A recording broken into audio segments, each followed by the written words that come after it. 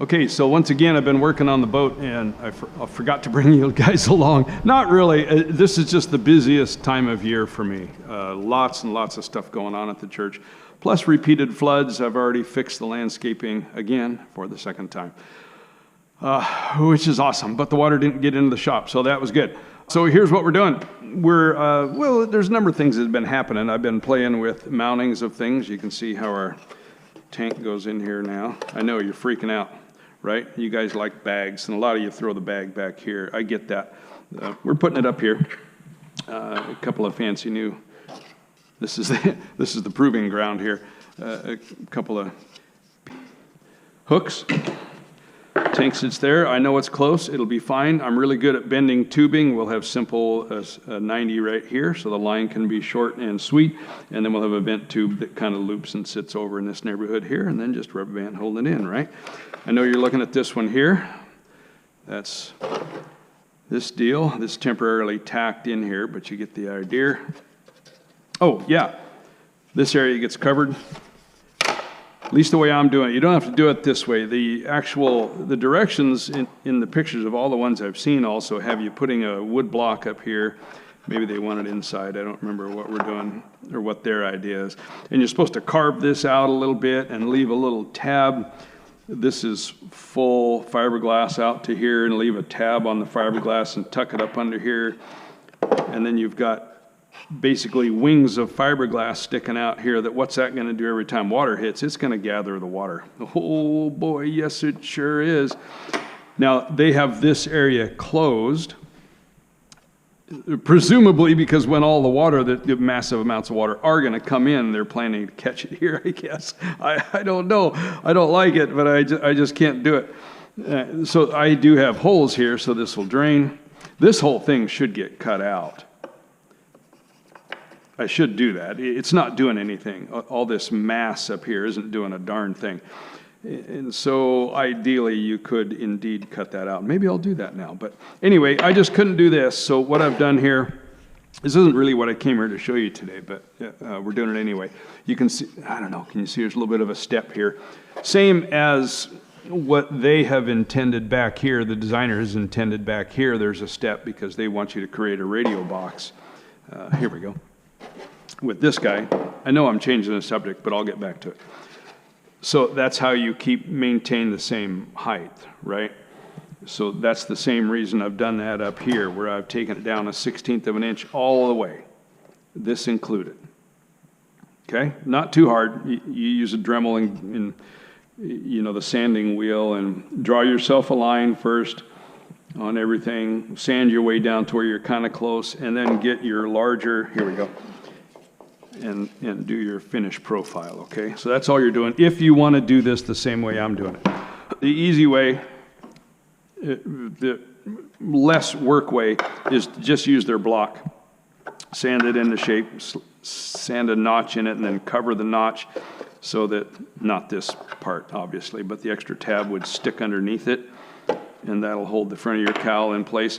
I'm not a fan of that for two reasons. Number one is the potential water intrusion. 3 reasons. The little wings, again, it's just flat fiberglass sticking out here. Speaking from experience doing similar things before, those will kind of curve up over time, and it just doesn't look good. One gentleman left me a message, wish I could remember your name, that said instead of cutting a single tab, use that whole forward area and make, when you're adding a piece on, you make the whole thing a receiver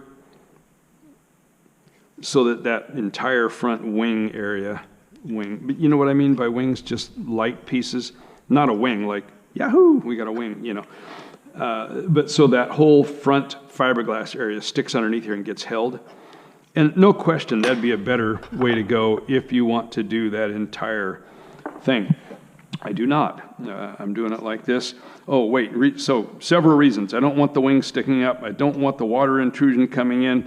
And I don't like the idea of installing a cowling this direction. Because now when anything hits it, like even hardcore water spray, like you go through a rooster tail, right? You can disengage the dumb thing. So I like cowlings that engage front to rear. And on this one, it does so like that. And it fits down nice and snug on here, by the way. Right? So I'm not worrying about water intrusion. If it ever becomes a problem, I just slap it on, put some tape on there real quick, and away you go.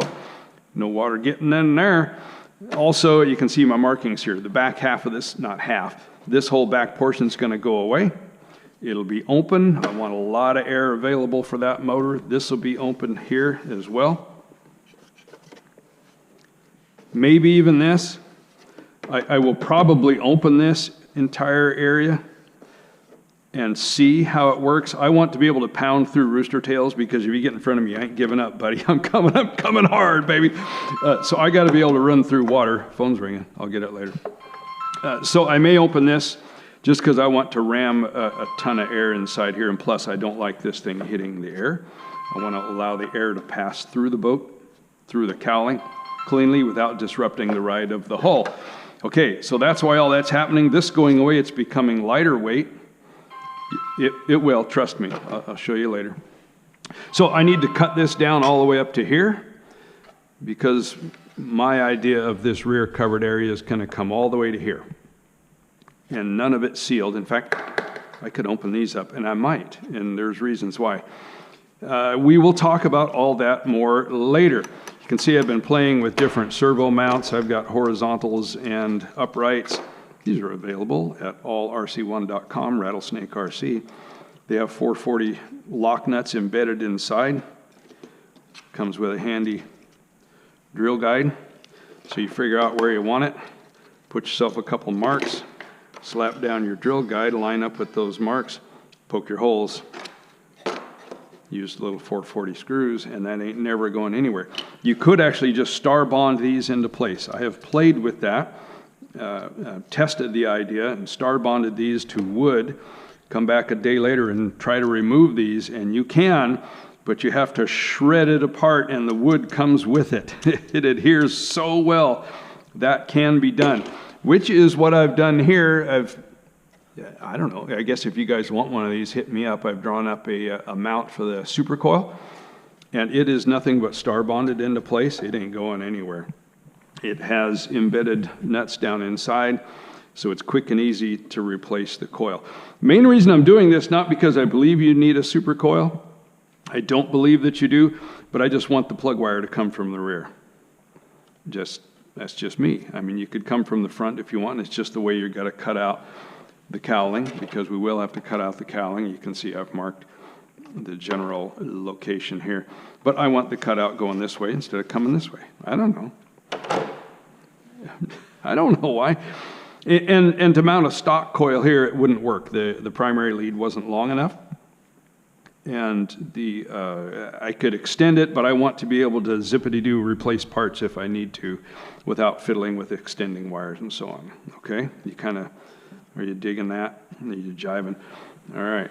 What else? That's this cutout. Still playing with servo locations.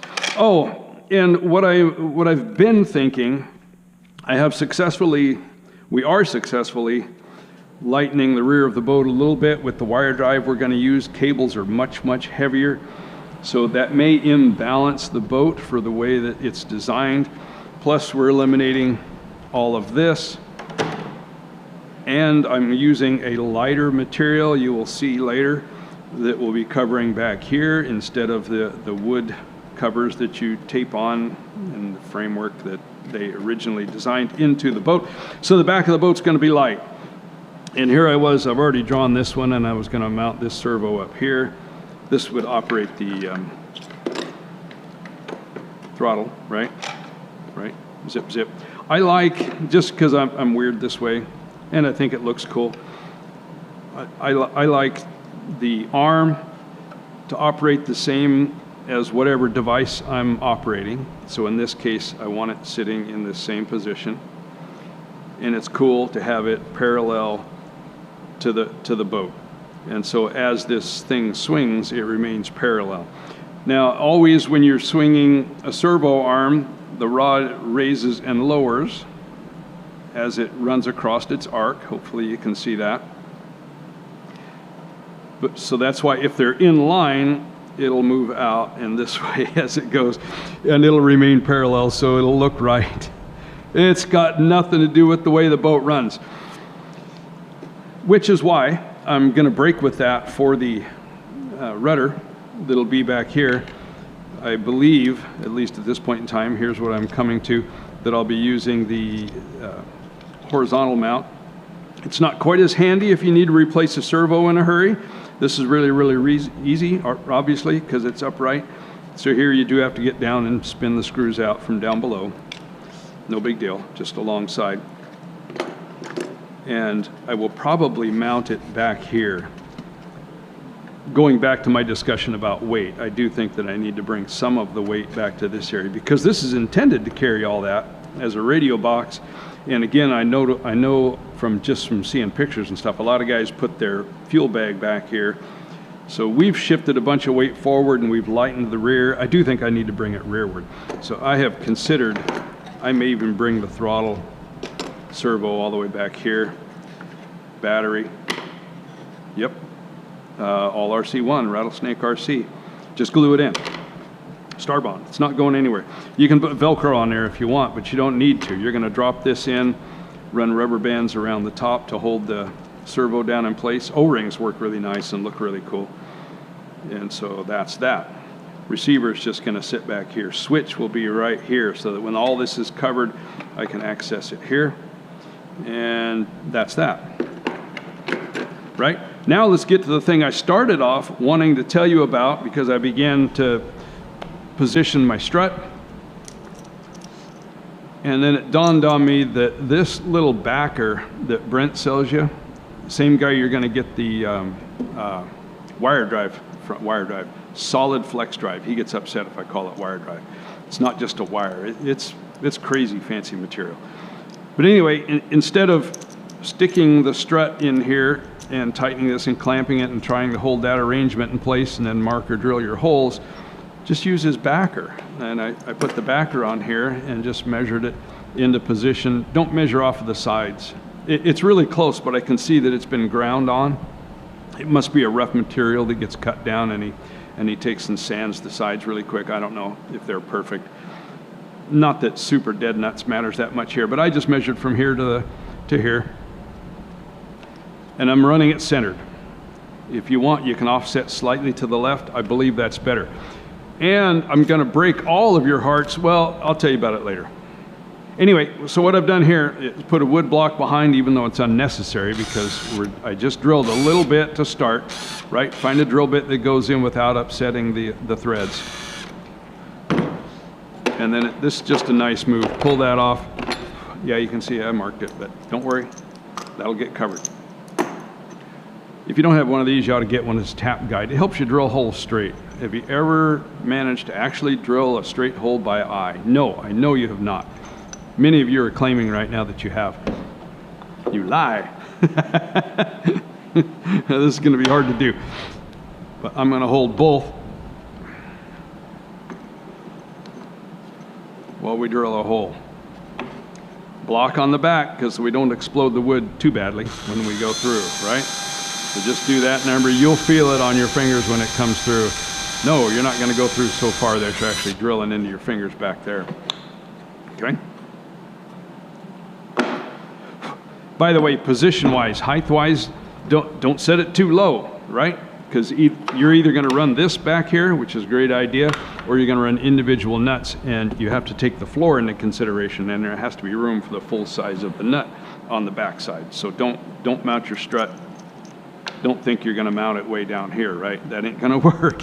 You're going to drill holes, and they'll be up against the floor, and you can't put nuts on it, and your nuts ain't going to work right, pal. Now we're going to come back and drill these holes further oversized, which I probably could be doing right now, but I'm just sticking with what we started with going through those threads. And the reason we're going to go oversized is because we have to have enough room to fill the hole with epoxy and drill it again. Why? So that it makes a crazy hard hole. you've seen where the strut begins to sink into the material, or especially the nuts will begin to recess into the material as you tighten it. Now, we want to prevent that. So we're going to drill these oversized, doing this same routine again, but we now have a hole to follow. And then I'm going to fill them with epoxy, and then I'm going to drill them again. But I know where I'm putting it. I have this marked. I took my time, I got it perfectly level, perfectly centered. Okay, so if you didn't get one of these, get one. Man, this will save your bacon. What a cool and handy thing. Awesome for a backer, especially if you have a thin transom. This one, as we talked about a million times, is massive, so it's unnecessary. But if you have, I've seen boats built with simple 1/8 inch transoms and the nuts on the backside, and yep, they break out. Always, always do. This broadens your support situation, prevents the nuts from sinking in so you can snug it up well. Man, what a neat thing. And it doubles as your drilling guide. Oh, I love it. Get one of these. Yeah, Brent, what's his name? I'll put a link down below. Oh, gosh. All right, so get that. Yeah, you need that. Okay, I figure we might as well talk about this now and let the haters start hating. All right, so here's what we're doing next. We've drilled these holes out oversized, you know, not radically oversized, just far enough that we can fill them with epoxy. I've used a little tapered guy here. Clean the edges of the holes up a little bit nice and let those dig in a little ways so that when we fill these, we'll put radio box tape across here, stand the boat up, and just fill them up with epoxy, and then re-drill them to the correct size so that the screws fit through nice and snug. But we'll have kind of a wide, hard landing here and a good hard surface, and we will have soaked hard epoxy into the wood. Speaking of that, I guess I should show you this. This Premium Resin Tech RDR 3212. You won't use this much except for this sort of thing. But it's called high impact epoxy resin because this stuff dries crazy hard like a rock. So it'll be beautiful for this sort of thing. I think it might be really good for making cowlings and so on. That's really what its intended use is, for making seriously strong layups. And so that might really be a cool way to go. But so we're going to use this. It mixes with the same hardener as we've used before on the boat. Check the other videos, check links in the description. So we have our strut position picked out and drilled oversized. We'll fill those, we'll drill them again, make sure that it's really nice and square as we do it. So now we're going to mount our rudder. And I know that traditionally a lot of you guys will have the strut mount set, and we'll slap this up against it, which is kind of nice. If you got this beautifully square, this will be square, and drill your holes, and away you go. And that's cool. I kind of dig it. It winds up lining the edge of the block up with the side of the hull here, which is cool aerodynamically. However, if you guys know me, you know that I want 2.5 to 3 inches away. I want my rudder 2.5 to 3 inches away from the prop because I don't want it to be affected by the prop. And when it's closer, it's affected. All large boats have moved it further away and keep getting better. So if it's here, we are... Oh, let's see. No, it lines up right with this edge. Yes. So we would wind up, 2 1/4 to 2 3/8. I don't like it. And the directions say the rudder must be mounted on the right-hand side of the hull, and in large capital letters it says, no exceptions, except my boat. The rudder's going on the left, and it's going out here. Now, if we built a good boat, this is beautifully square, and mine's not quite beautifully square. I had to put a piece of paper in there. It broke my heart. But make sure that you double check yours. And this needs to be perfectly square with the bottom of the hull because we want our rudder straight. Ooh, they do bad things if they're not straight. If your boat misbehaves, check that. It's one of the first things you should check. Okay, so we're going all the way out here. Yes, I know that means that this guy is going to be hanging out like this, only on the other side, obviously, which I don't like, but we'll throw this in the mill. You could do this with your belt sander, file if you want to take all day. I'm going to knock this back as far as I can, reasonably so, and I believe it will have minimal to no effect aerodynamically whatsoever. Why the left? Okay. Well, first of all, this gets me, I think this gets me, yes, that would put that right there. Can you see that? Little over 2.5. Not quite 2 5/8. But it does get me within the window upon which I insist. It wouldn't hurt me if my feelings to mount it out here. You start getting over 3, and I think things get a little bit weird, just because you have, you know, both of these items, the propeller and the rudder, are going to have an effect on the hull. And the further apart they are, the more we're creating wide effect. And I'm not sure that's great, and I'm not sure it's bad. But the 2.5 to 3 inch range, especially on a gas boat, like I said, you need 2.5. Matters to me because the prop's so much bigger, right? Okay, so why are we mounting it on the left? I've talked about this before, but it's worth talking about. First of all, I'm going to change the subject again. We're going to use a Sly Cat rudder because it is drilled with large holes on each side, slightly different depths. And these things pound water through that motor like you've never seen. Super important on a scale boat because they get so hot. Under our RCU rules, everything, pipe and all, have to be below the deck.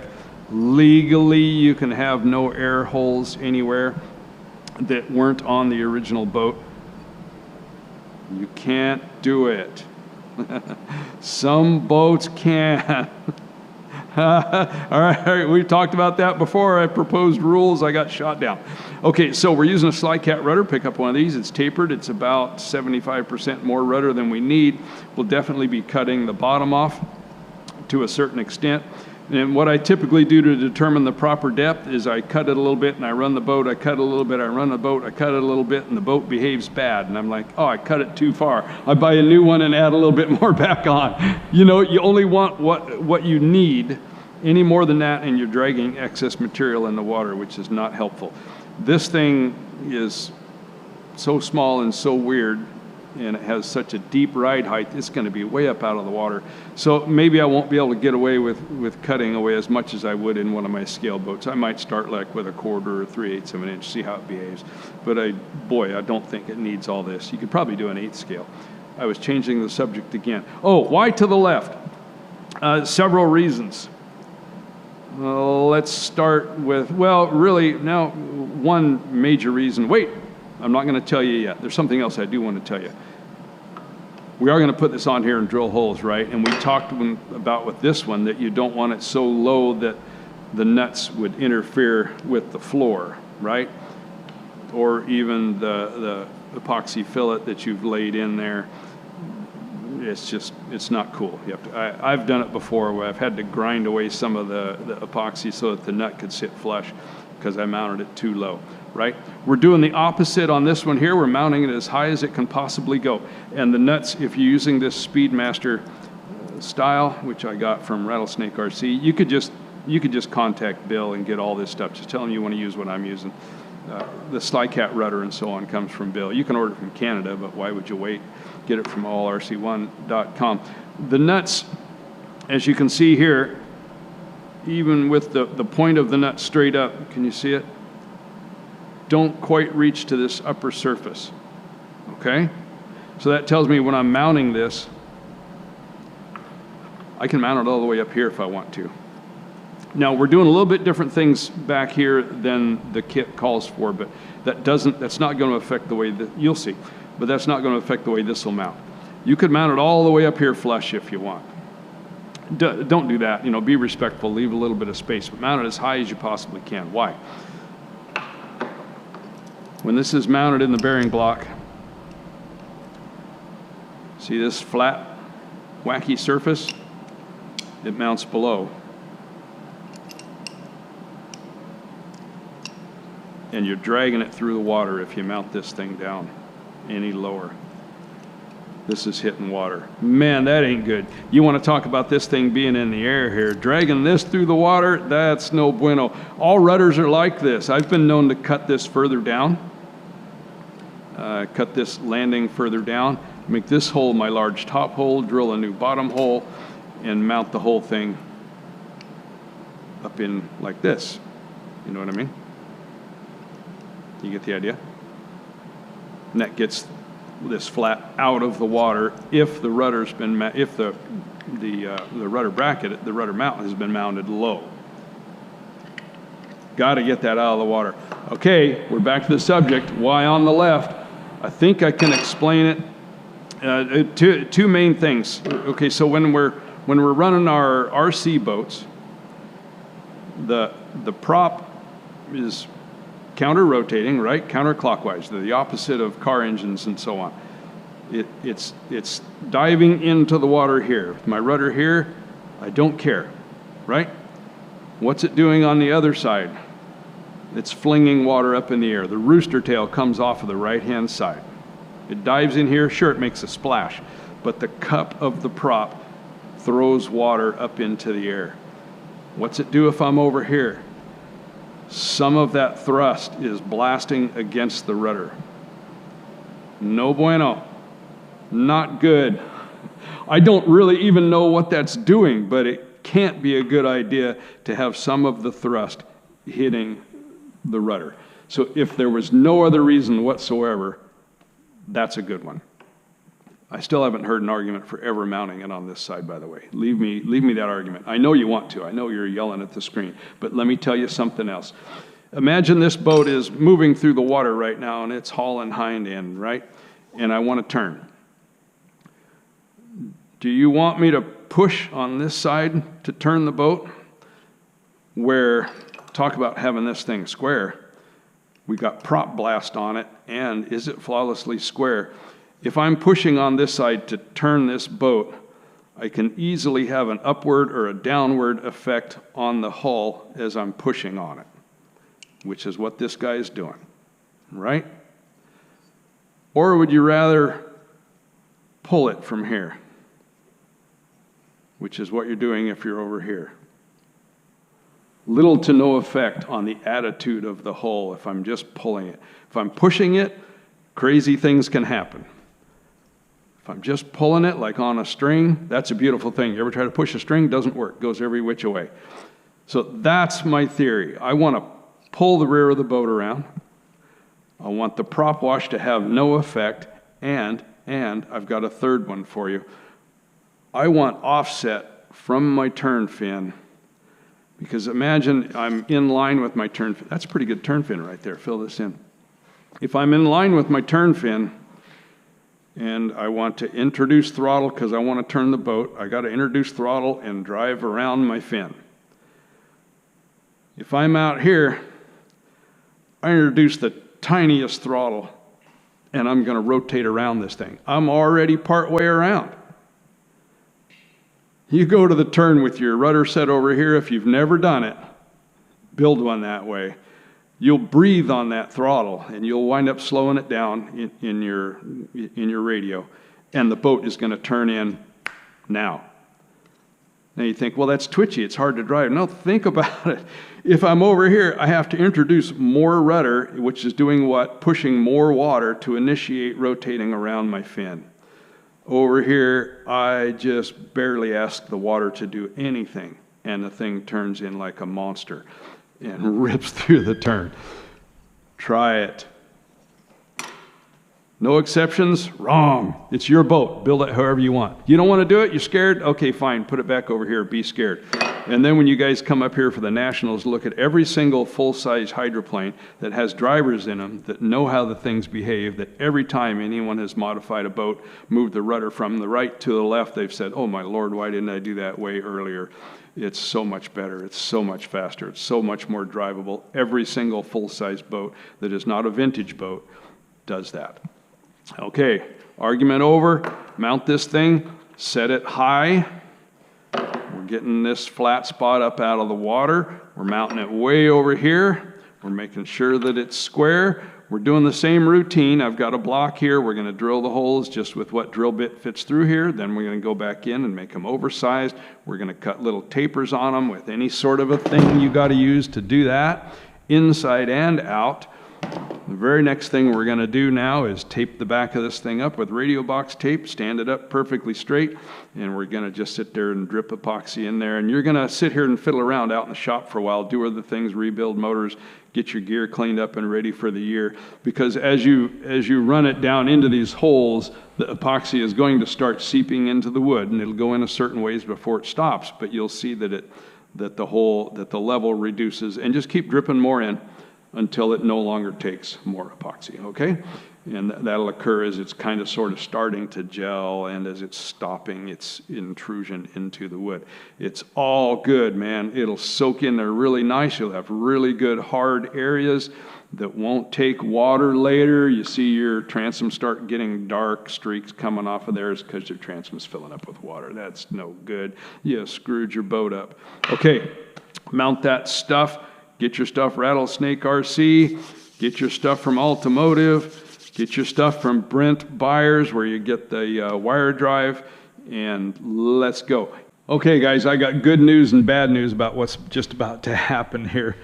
The good news is I'm going to talk really, really fast, and this isn't going to take very long. The bad news is I just shot a long video on everything I'm about to tell you right now, but in that version, I forgot to turn on the recordings. So it was really excellent, trust me. But now I'm not in the mood to talk about it again, so I'm just going to rattle through it. Okay, you can see how I've laid out. I actually assembled all of this for your benefit. That's what I thought, and it turned out to be for my benefit because I saw a couple of whoopsie daisies that I've done here. Not big time whoopsie daisies, but gee, I could have done that better type things. Everything's just kind of sitting here right now, just to give you the basic idea. And then as it turned out, it also helped me see that I kind of made a thing not great, where the wiring from switch to receiver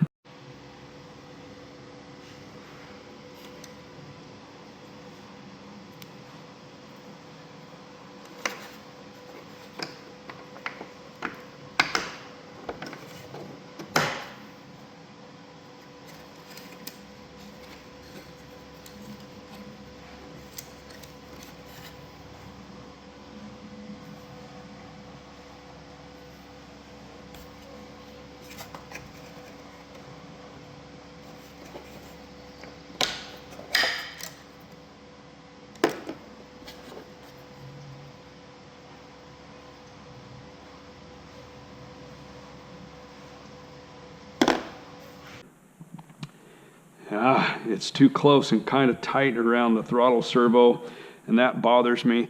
Yeah, I've made a little clip arrangement here to hold a Fly Sky waterproof receiver. Okay, it's got a little release lever here, so it pops in place in here and pops in and out really easily and really nice, and that's just slicker than heck. But boy, if I'd have mounted it a little bit further back, I'd have been a whole lot happier with what that wire is doing. I'm going to heat this up a little bit with a heat gun or something, because this is shrink wrap, and I think that will allow me to kind of tell it to go downward slightly, and then I think that'll keep it out of the way. I don't know. Haven't mounted the battery tray yet. It's just going to get zapped in with Star Bond, and that'll hold it just fine. And then you just put a rubber band or an O-ring across from hither to yon, right? And that holds it in place just super slick, super easy to deal with. If you're using my style of servo mount, or these are mine, available at Rattlesnake RC, allrc1.com, or any style, whatever you're using, don't just slap it straight down to 16th inch material. It's just not enough. I slapped another piece of 16th on here and glued it on, and then drilled through that, because I use little taper-headed, yeah, I've got some here, little taper screws, so that I can cut a taper in the wood right, and these sit nice and flush. If you're going through 16th only, I mean, you've almost gone clean through it to do the taper, right? So you do want to double that up. Make sure you do that. Or you could use a pan head screw, and it'll be fine, and it won't affect the performance any. But anyway, that's where that guy mounts. I use a lay-down servo here. So I've added 1/8 inch in here, right? Because the sticks here are 1/8 inch, and so it's got to land on something. So that's why that lands right there. We can argue about where I mounted the rudder if you want, but I think we've already argued about that, and you're wrong. I don't know. We'll see. Yeah, I'm going to use a super coil. I do have a stock coil and mount that I can switch to really quickly if I need to. Mainly I'm using this because I don't like mounting the coil directly on the motor, and I couldn't really find any place else to put it. So the super coil is going to go back here. Stock one doesn't have a long enough wire to go back here. It won't reach. Yeah, this could have been better over here with a shorter linkage here if I put the bell crank on this side. For geometry reasons, it doesn't work well with a quick draw to have this really close. The way this swings, the rod end swings way down as it goes, and so it tweaks this plastic really hard if it's close. Over a longer run, it doesn't tweak it near as much. You know, it's much more gentle on it. I did the shorter version on the strobe gasser, and I don't like it. The thing I was about to do here, when I thought I would just show you the layout before I realized this little boo-boo, and then one more that I'll show you in a minute. What I was about to do was install this piece of deck. I was going to say, yeah, we're putting our decks on now, but there's a couple reasons not to. This one I can put on now, yes. Seal it in here now really, really well. Run fillets in here like I've already done. Before you put this on, seal the entire bottom and then glue this thing on. If you're going to do it like this. This is kind of crazy and nobody else does this that I've seen, but I like it.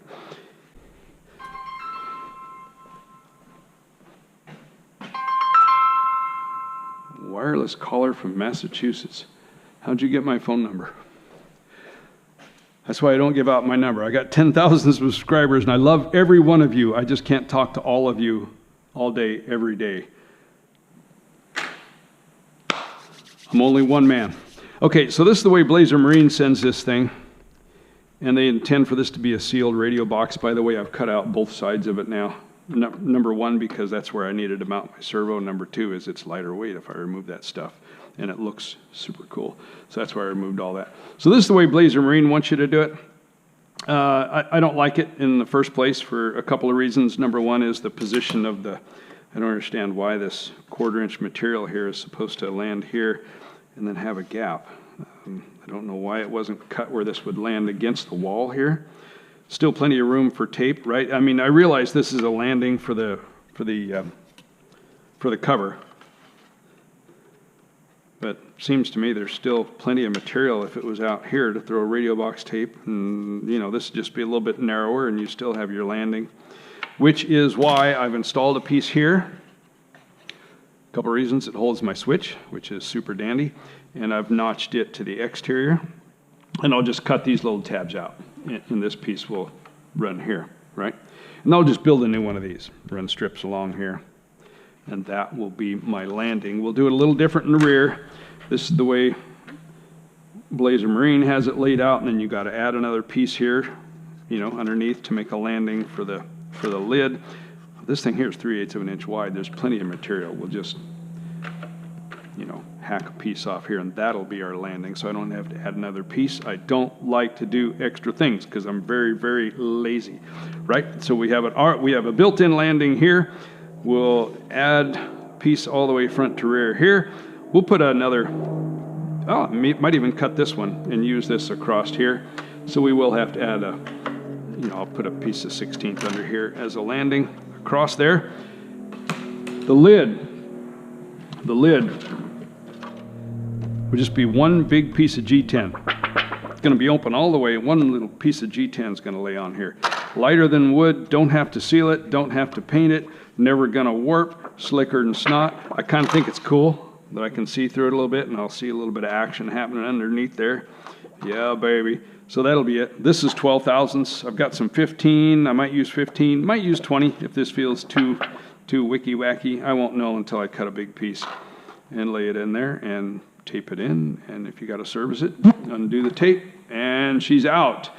That's how the interior is going to lay out. Was I going to tell you anything else about that? I don't think so. Hopefully by now you've installed your doublers where it needs doublers, your landings where it needs landings, so you're ready to go. What did I do wrong? What's my big oopsie daisy? I didn't put in any tubes.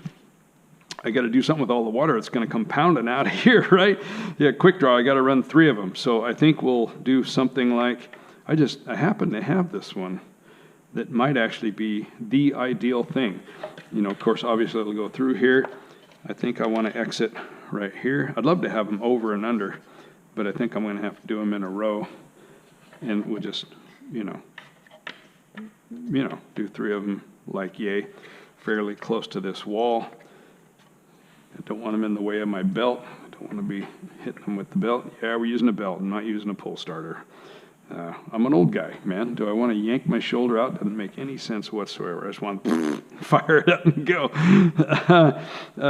Plus, I don't like the big bulky starter up there. It would change my whole program here, and I don't want my program changed.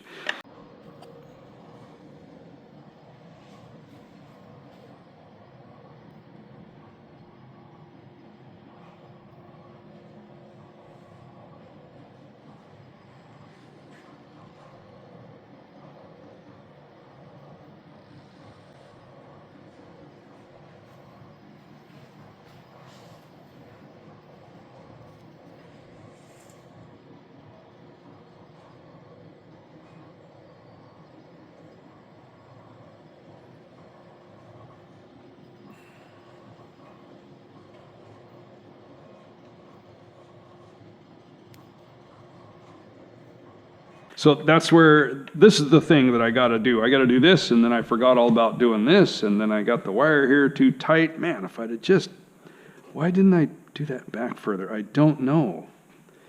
I don't know why I do the things that I do. Okay, so that's all that's happening there. Real briefly, I've already sanded all of this, so I am ready to lay my skins on.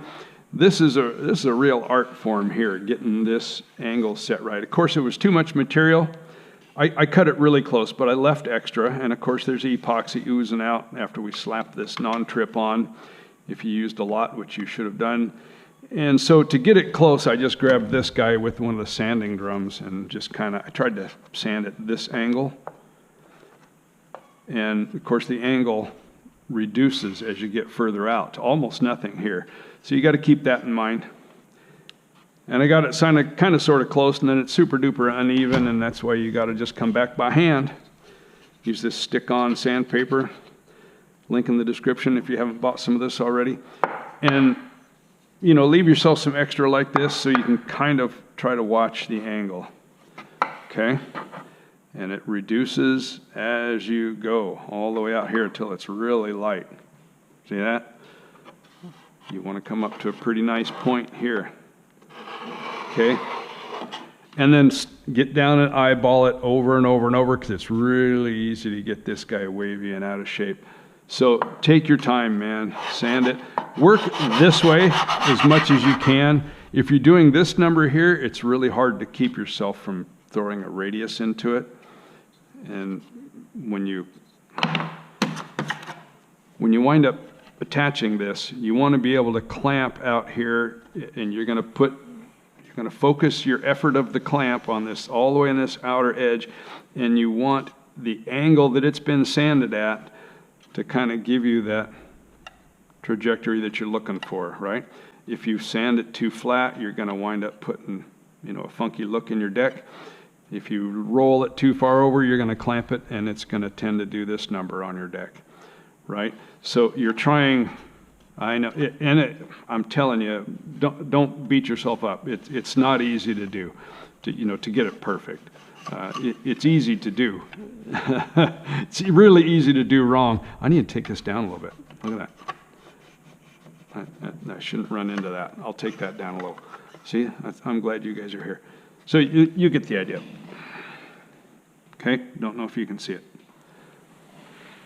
It's hard to do it perfect. Take your time, sand it. And you got to sand everywhere, especially everywhere you put doublers, because you think you got them the right height, but you didn't. They're too high, or they're too low, or they just all need work. Do it everywhere, okay? Get that ready to rock and roll and drop your decks on. I think that might be all I was going to tell you. Let me think. Okay, we got that. We did that. We did this. We put these in, by the way. Oh, I don't know if we talked about when you put in blind nuts, you want to put them in. You don't want to suck them into place by putting a bolt on the other side and tightening it like crazy, because you're going to distort the wood here. Don't do that. Just tacky. You put a big block on this side and you grab your biggest channel locks and you squeeze it into place, right? After you've put epoxy on the blind nut, being careful to avoid its threads, pull it up into place, and it's going to tend to want to back out. They just do. They just relax back out because you're forcing the little tabs into wood, and the wood wants to go back into shape. So it tries to push them back out. So you do need to install something like on the turn fin bracket. I just used a couple bolts and a bunch of washers and put a little bit of tension on them to hold them into place. Plus it keeps them square because they'll back out crooked too. And that's not cool. So I put the isolators on. Again, real careful not to get glue on the threads and stuff, so the isolators just spun right back out afterwards. So I squeeze them in really hard, put the isolators on, put a little epoxy over the back sides. I think you might be able to see it, you know, to where I'm overlapping it so that they can't fall out. Right? You don't want to have to rip the decks off to go back in there and deal with that. Okay, take care of that. You took care of this. You put doublers on everywhere. If you're doing what I'm doing, you're going to add quarter all the way front to rear. Yes, I had to notch this. Remember, the notch ended here. I've gone further forward, another 1/16 of an inch down. Real easy to mark it on the original wood, and then just sand to your pencil mark. And yeah, so we'll add that. We'll put a little bit of framing on there. Then we'll be ready to slap the decks. Ooh la la, so close. All right, you do you. I'm going to do me. See you here again soon.